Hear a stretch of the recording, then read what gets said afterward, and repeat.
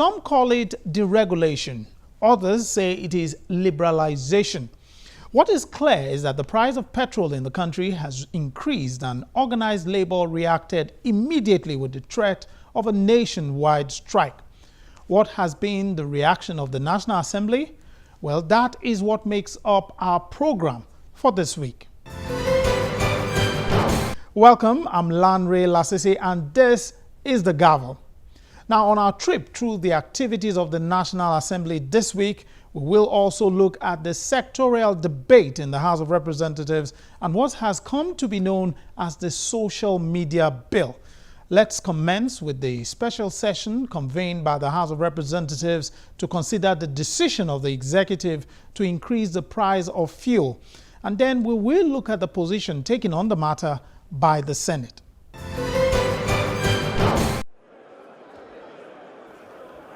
It's a special session in the House of Representatives.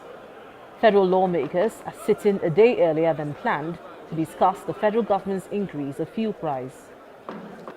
The House leadership invited the Minister of State Petroleum to explain why the federal government took the decision to increase the price of fuel and the implication on the economy. A motion was raised to allow the minister entry into the House of Reps chamber. That this House do admit the Honourable Minister of State for Petroleum into the House for an interactive session. But the response to this request was not expected.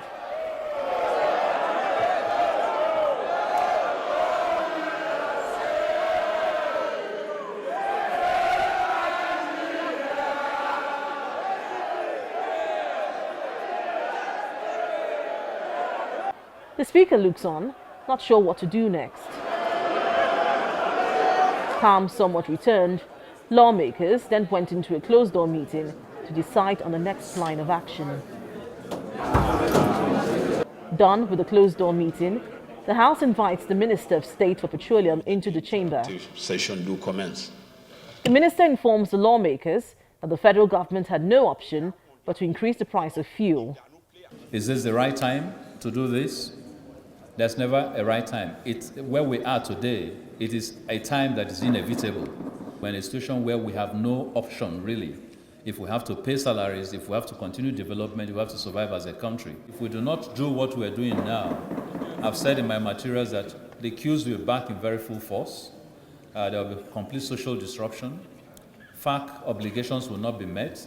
Governors will not pay salaries. Federal government, in fact, will not pay salaries, not just and probably members of this Honorable House will not be able to very easily, cushionly receive even the emoluments that they're entitled to in very quick order. That's the reality. that's the urgency of now. The urgency knocks on our door on every day and every minute that we stand here. So, and then of course, in addition, we also mentioned that the upstream sector, which we have not funded sufficiently, will completely collapse. And so we need to get back to a point where we reserve whatever monies we have to address the problems. And I look at the honourable member who mentioned whether there was an apology that was owed or not, and because I'm not a politician, I'm not able to put together the nuances that requires an apology. He says the federal government is not unmindful of the effects of the increase in fuel price on Nigerians, and that government has put in place some palliatives. The minister also denied reports that government did not reach out to labour unions before hiking the price of fuel.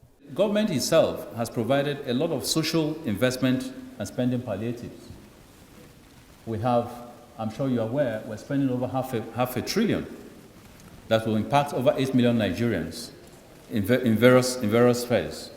They said the union did mention that we had an agreement on 120. That is not true. We had an agreement on 145. We met them copiously. We dealt with the templates. They were part of that template discussion.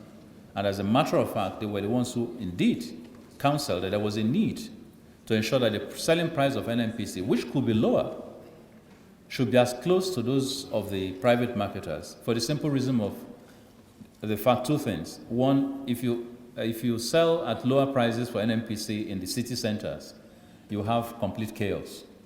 When we sold at 650 versus 86 naira, if you watch the queue behavior during the times when we had the queues, we'll have our 4-mile queues versus 1-mile queues in other areas. So that was a major source of concern. But in the hinterlands, we're selling at 135. With time, we'll continue to look at those and see how we can give back a bit more from an NNPC selling station once we see that supply dynamics have all regularized. After a session that lasted over 2 hours, the House of Representatives resolved to set up an ad hoc committee to engage the labour unions over the planned strike. The House also appealed to the labour unions not to embark on a 3-day strike pending the meeting with its ad hoc committee.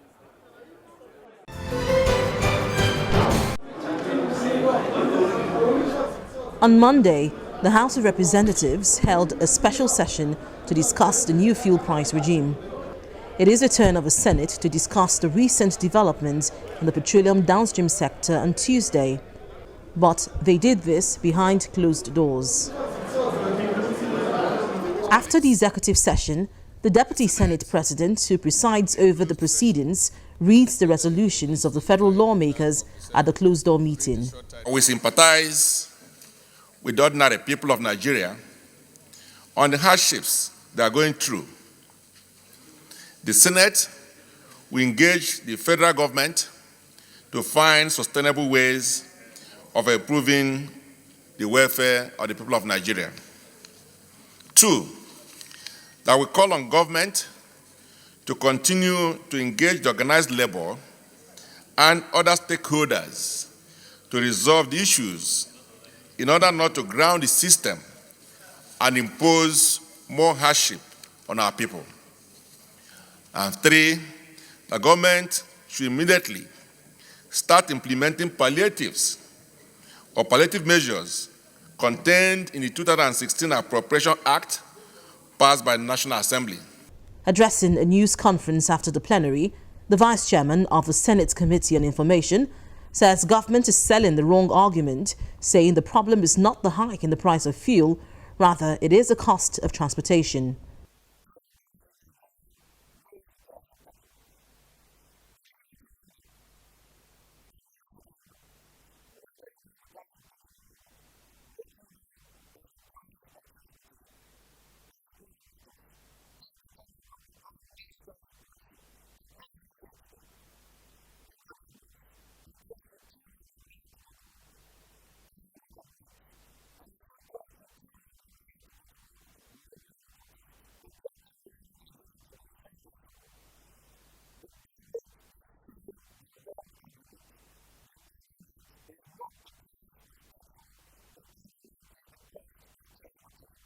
He also says the new fuel price regime may not be sustainable because of the exchange rate of a naira to the dollar.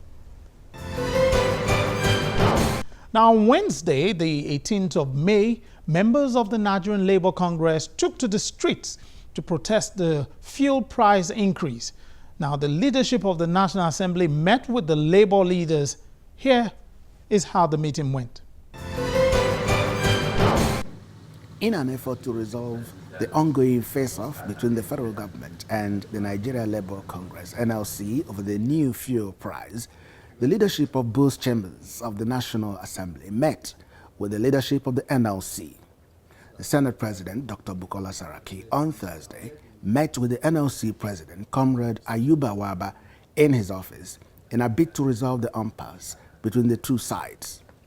After the closed-door meeting, Senator Saraki said that the NLC has shown commitment to dialogue and ending the rift. I'm happy to report that the NLC have shown their commitment to continue dialogue with government, and our role is to see that we can facilitate that, so that through dialogue we can address the issues. I'll let the President of Labour to say a few words on this, but I want to give words of encouragement that I am encouraged by what they've said and confident that we'll be able to do this. I know when they leave here, they're also going to meet with the House, and hopefully the role, both the House and the Senate, will play our own role in facilitating and ensuring that we bring the two parties together so that we can find a lasting solution that will reduce the hardship to the Nigerians. Because at the end of the day, whatever constituency we are, whether in the labor or we all are the interests of the Nigerian people, and we must always bear that in mind. Speaking afterwards, the NLC president said Labour is open to dialoguing with the federal government.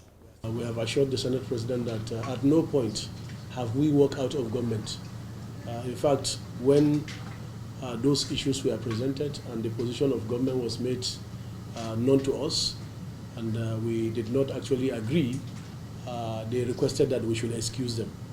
And we have not at any point walked out of government. We are still open to discussion and dialogue because we are also doing this in the best interest of all of us as working class and also the larger majority of citizens. And we thought that the details of those policy decisions are issues that we have to interrogate properly, and we'll be ready to do that in the best interest of our country. After their interaction, the Labour leaders moved across the National Assembly complex to meet with the leadership of the House of Representatives. It commenced with another round of a closed-door meeting. After the meeting, the Speaker told journalists the position put forward by the House. The Labour leader then put forward their response. To start strike even before there are negotiations, before there are attempts to force consensus or court consensus, I think is something that we must avoid, because we have to always see this country as the most important thing that all of us are called to protect and to defend the national interest. So it is in our collective interest to always create atmosphere, dialogue, atmosphere where even if we're having clashes, that we'll be able to invent some kind of consensus from there, because that's the only way we can make progress. So our appeal to them is that they should, in the immediate, bring some value to the table, so that we can have the environment, the conducive environment to engage in discussions, to be able to address the issues that they have raised. And the only way we can do that is when the strike is either entirely called off or it is suspended. As we're here, the strike is on, and therefore this is a phase in the process of resolving the issue. And certainly that is the process that is the process that ought to drive our processes.